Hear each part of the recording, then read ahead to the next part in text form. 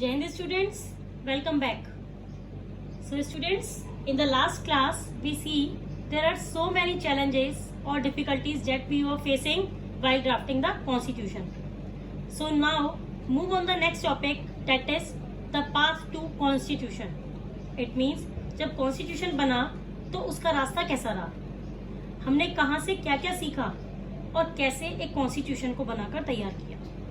So let's start from the very first point. So in the last video we had already studied about the South Africa, the story of South Africa. तो वहां पर क्या थी, चीजें बहुत ही simple थी. Simple किस sense में थी कि उनको पता था कि ब्लैक्स एंड व्हाइट्स के बीच में डिफरेंसेस हैं उनकी कंट्री में, और उन्हें ये भी करना था कि ब्लैक्स एंड व्हाइट्स के बीच में जो डिफरेंसेस हैं उसको अकोमोडेट करते हुए कॉन्स्टिट्यूशन को बनाना. क्लियर. लेकिन हमारे साथ कंडीशन थोड़ी अलग थी. एक्चुअली एडवांटेज था हमारे पास एक. क्या हमारे पास एक एडवांटेज जो था, basically there was one big advantage for the makers of a Indian constitution, कि साउथ अफ्रीका के पास में फर्स्ट हैंड एक्सपीरियंस नहीं था किसी चीज का. मतलब कि उन्होंने पहले से स्ट्रगल नहीं किया था उस चीज के लिए, उनके पास पहले से एक आइडिया तैयार नहीं हुआ था, एक नोशन नहीं था.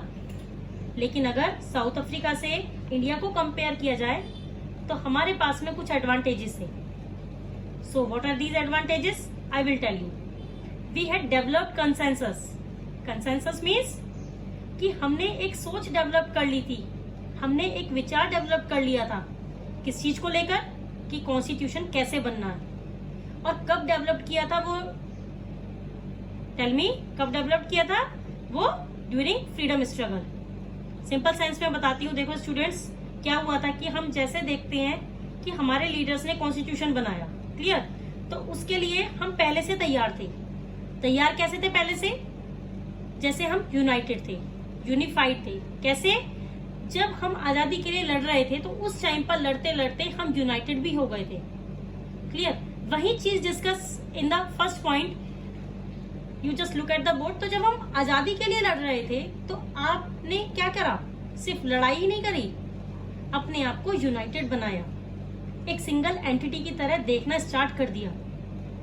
और जब आप अपने आप को सिंगल एक यूनिटी की तरह देखोगे तो आप ऐसा कॉन्स्टिट्यूशन बनाओगे कि आप सभी लोगों को इंक्लूड करोगे, सभी लोगों को इनकॉर्पोरेट करोगे.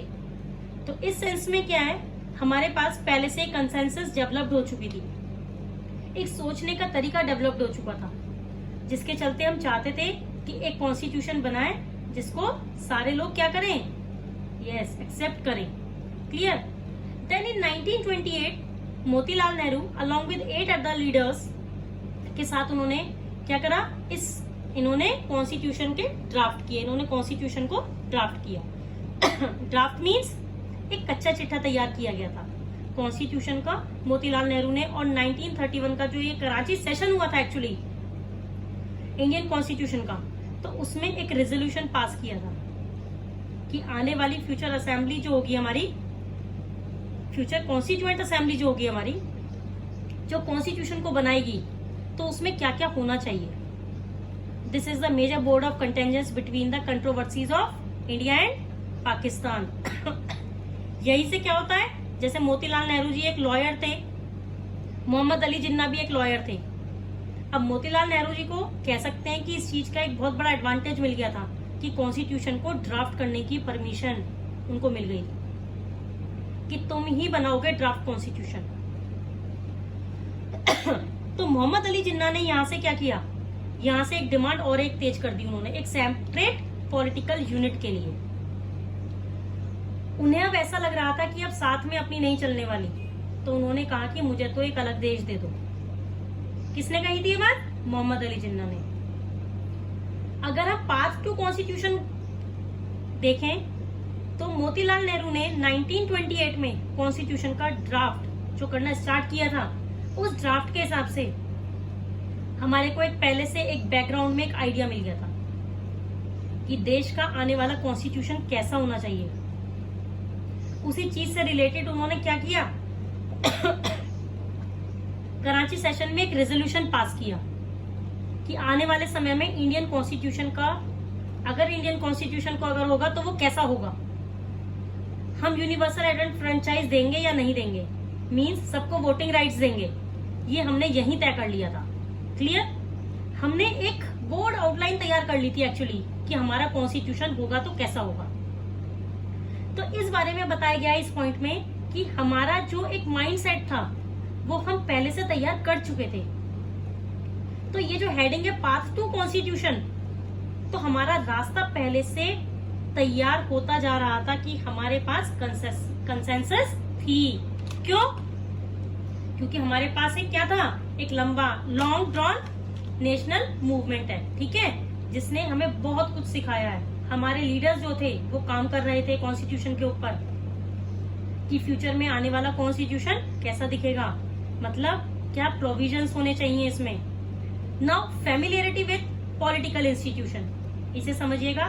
I have already told in the last video कि प्रोविजनल लेजिस्लेटिव इलेक्शंस जो होते थे, प्रोविजनल लेजिस्लेटिव इलेक्शंस के जो हमारे यहाँ पर लेजिस्लेचर के जो एक्चुअली इलेक्शंस होते थे, मतलब कि जैसे मध्य प्रदेश की एक स्टेट लेजिस्लेटिव असेंबली है, ठीक है, उसी समय पर क्या था कि ब्रिटिशर्स ने इसे अलाउ कर दिया था कि आप अपनी अपनी स्टेट में लेजिस्लेटिव असेंबली के इलेक्शंस करवा सकते हैं। तो हमारे भी लोग पार्टिसिपेट करते थे, हमारे ही लोग वहां पे लीडर बनते थे, और फिर वो क्या करते थे, वो असेंबली के अंदर काम करते थे।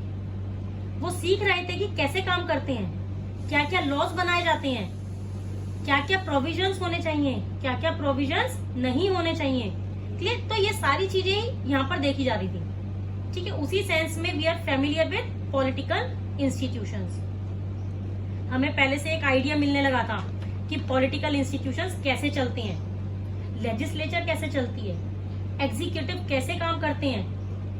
तो हमें क्या है, हमें एक आइडिया मिल गया था कि काम कैसे किया जाता है। तो हम उस चीज से बिल्कुल निश्चिंत हो गए थे कि काम करना कैसे एक्चुअली। कल को हमारी कॉन्स्टिट्यूशन बनाने की बारी आएगी, देश को चलाने की बारी आएगी, तो क्या हम चला लेंगे इसको? हम किसी के ऊपर निर्भर नहीं रहेंगे कि ऐसा नहीं है कि ब्रिटिशर्स के बिना कैसे काम चलेगा। हमें एक नॉलेज मिल गई थी। प्रोविजनल लेजिस्लेचर इलेक्शंस इन 1937, ये जो इलेक्शंस हुए थे ये 1937 में हुए थे, और ये मैंने आपको बताया ऑलरेडी कि इसके थ्रू हमारे ही पीपल इलेक्ट हुए थे। हमारे लोगों को क्या मिल गया, एक फर्स्ट हैंड एक्सपीरियंस कि काम कैसे करना है और पॉलिटिकल इंस्टीट्यूशन को कैसे चलाना है। सो कॉन्स्टिट्यूशन हम बना लेंगे, डरने की कोई बात नहीं है। This is a very important, that is the last point. जब हम कॉन्स्टिट्यूशन जब हमने बनाया तो कॉन्स्टिट्यूशन बस अपने हिसाब से बना लिया।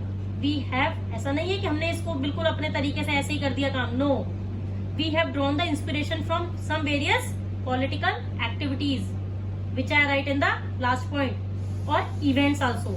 बहुत सारे जितने भी वर्ल्ड वाइड हमारे यहाँ पर इवेंट्स हुए, एक्टिविटीज हुई, तो हमने क्या करा, हमने वहां से बहुत सारी जगहों से हमने इंस्पिरेशन ली। जैसे फ्रेंच रिवॉल्यूशन से हमने इंस्पायर होकर अपने कॉन्स्टिट्यूशन में लॉज डाले।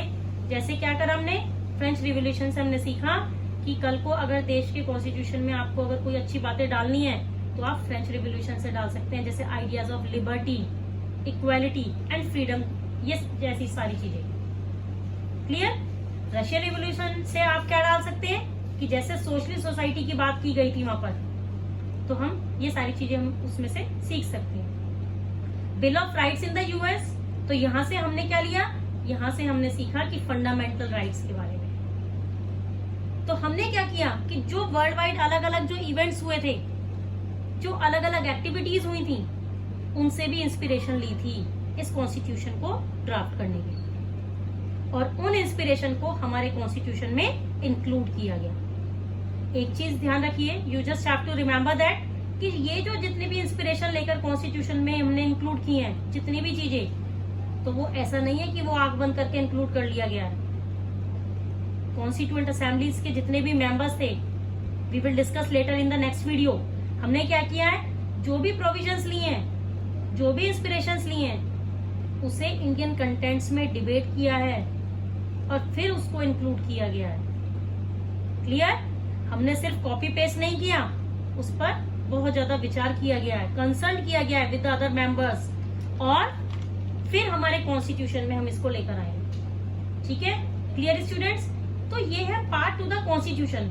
हमें ये बताता है कि हमारे कॉन्स्टिट्यूशन को बनाने में कितना एक पहले से हम बैकग्राउंड हमें मिल चुका था, किस तरीके से हमारे लोगों ने कंसेंट डेवलप करी, वो सारी चीजें हमने इसमें पार्ट टू कॉन्स्टिट्यूशन में कवर करी है। So all these factors that the makers of a constitution. Thank you.